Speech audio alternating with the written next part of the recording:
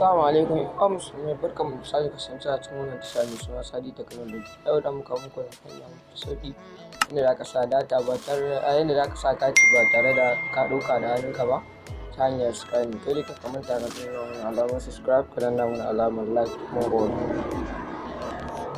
Da farko za mu nemo application mai suna recharge key.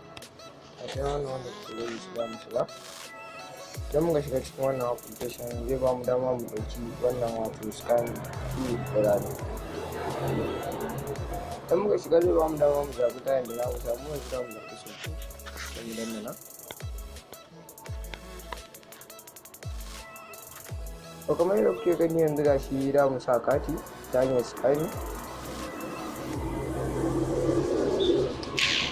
Kamar yadda kuke gani yanzu ga shi katin mu ya ɗauku.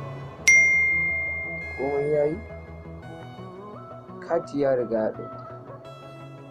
Kada ka manta da kuma farkon zan cikin wannan tasha ka danna mana alamar like, ka danna mana alamar subscribe. Idan bidiyon ya buɗe ka danna mana alamar like.